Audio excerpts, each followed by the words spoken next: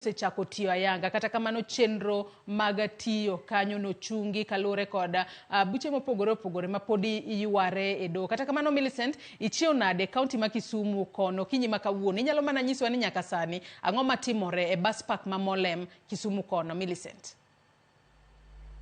Pero kamana inya Joyce achiel kachiel kawuok e tesen nyamburko manyien mano yawe kar dak ma Nyamasaria Molem ma bende odiochieng' manyoro ne ochako tich ayanga kata kamano kawuono to kawachopo kaendi to wayudo ka teseno bila kaendi laro mare en pap lilo. Koro wan kod moko kuom jowuoth, wan kod joala, wan kod weg nyamburko ma bende nosedar oyae tesen maduong' mar chungo nyamburko e boma ma Kisumu kocha kendo biro koni magi sani gin be gikia ni gitim nang'o. Wada winjo pachgi nyiswa ni to kotenore kod chik mane kata notice mane ogol kod doho mar chungo tich mar tesen nyamburko niendi kuom ndalo 20 giwache ang'o to jowuoth mochopo kaendi gin buo kata bagni mane momako gi tang'o ma gin godo magidawacho kotenore kod wach tich mar tesen nyamburko makae ma Molemni. Abachoko kodi kaka jawuoth king'iyo kamera chak na gi nying mondo isani to in ichopo kaka kanye to kani chopo kaendi picha ma wang'i nomako ogoi gi buo ke yo machalo nade to ang'o minyalo nyiso sirikal kotenore kod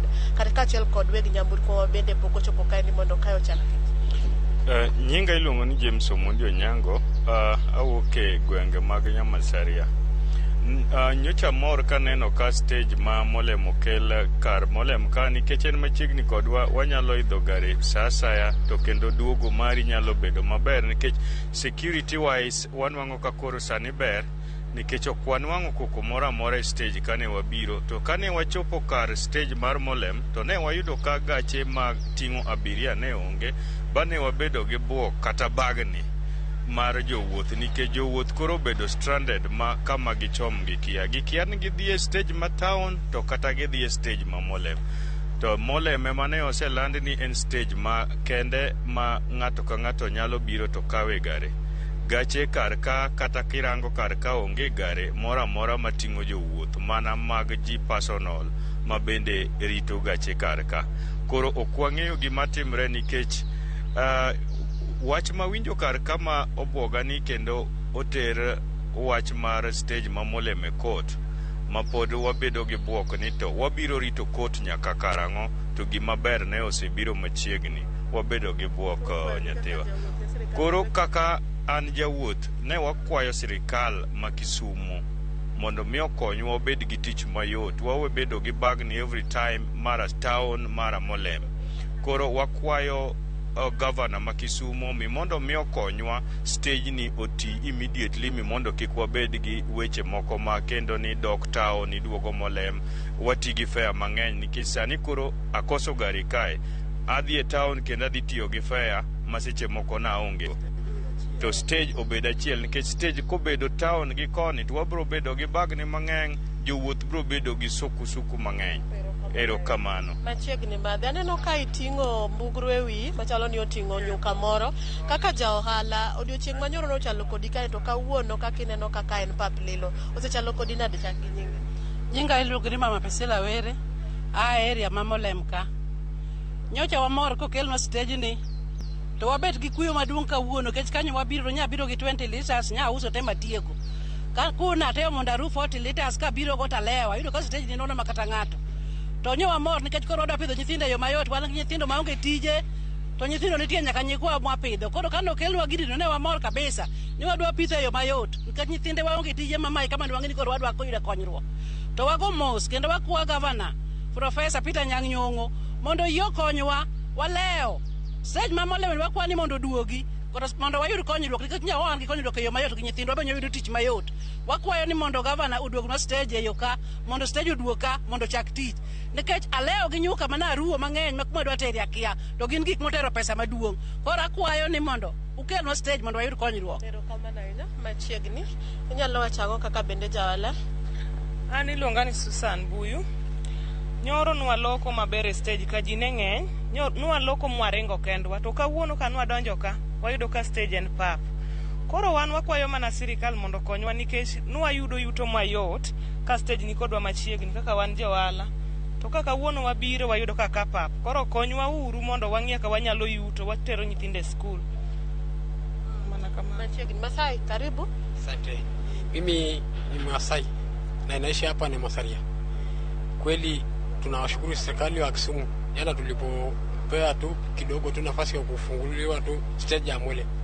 Maana mimi ni mfanya biashara tumbaku na tunawapenda jana tulipofunguliwa hii stage ila nipunguzie gharama kwenda hivi town.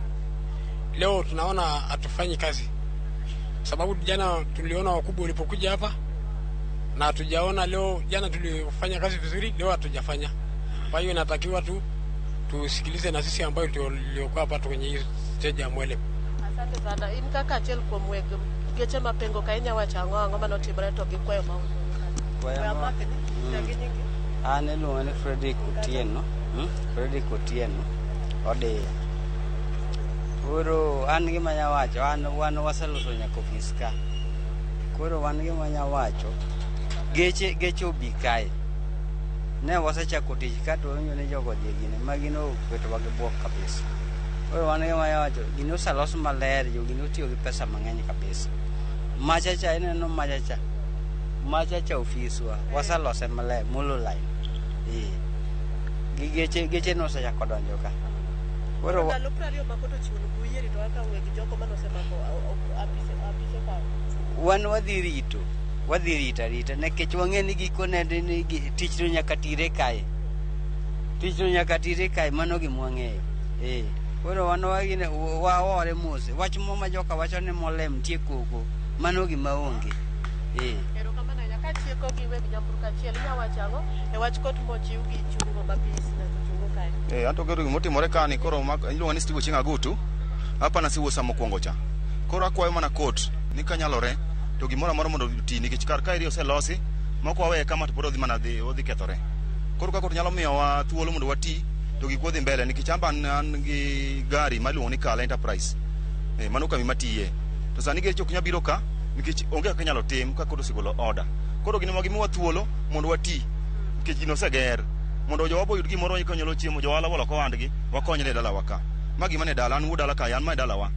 To ka gima ber obiro nyakwa rwaki mondo gima moro timre. Jowa modhi e kotgo kik gitimno marach kik be ni win wuonewa ma dala waka. Gima timore niya onego be ni gima timore maber kuoma timore maber kuomgi mondo abed ka gin mondo gino timre odhi mbele. To kaka wacho ni wuodala ka iwacho ga ni alwora ni security ng'eny kata ritaro chore ga nyalo wacho nade kotino kod koro wacho wala mokel ka e yor bas. Wala mokel ka security seche moko dhiga marach lakini nyaka gini nyokel ka pok aneno shida moro amora. Onge gimoro amora sitimore marach watiyo kanyakla kama ber gi jowate. Koro gima dwaro ni akapo ni gini nyadhi mbele to security apa ni wan gi police force kacha. Onego beni ka police force nitiere to gimoro madhi bedo makare mondo ng'ama timo marach e ka to koro police ema deal go. Mane gima ndanga wach ne oganda tima nitiere. Erukamano. Ndalo 20 mochiw gi kotu yieri to gi kaendi. Ndalo 20 go nosenyisa gi Sonkona ma wuon Kala. Onyisa ni otichiw ndalo 20 lakini wach gik mwatimo gi odhi mbele. Koro ticha kret 20 wambo ko pingo mano.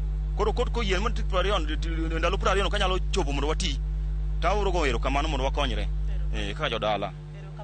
Mana kamano Joyce mago e weche ma medo tucho e county ma Kisumu kae ndiko pogore gi mamoko ma bende waluwo ma odiochieng' dho mama ka iwinjo ka jodak ma kaendi kwayo ni kaber to miyo wegi giti nikech osekelni gi maber e dala. Koro gikwayo ni tesen mar nyamburko mosekelni endi ka gikonyore kod nyamingi mar chuny boma ma Kisumu mano tesen maduong' manyocha tiyo chon to mondo yienegi giti mondo jowuoth kaachiel kod weg nyamburko kik bed kod bagni makaki kacha. Ko kamano taduoko ni e studio mondo idhi nyime kod thor wach ma wan godo e mbaka oromo Joyce. Mana Millicent Adhiambo ka intiere mane tesenda nyamburko mano ma Molema mayudore kaunti ma Kisumu. Janeno amoro kae Michael Blessed wacho ni mos ni Masai kanyo kalo ni Masai no bendo golo pache e yo makare kalore koda kaka sani koro nyamburko ok chope tesena nyamburko ma Molem kanyo. Kata kamano warita kuom thuolo mar ndalo 20 ma doho chiwo mar mondo mi kato chungo nyamburko dhi e tesenda nyamburko ma Molem e kaunti ma Kisumu. Kamano Millicent medluo no weche mamoko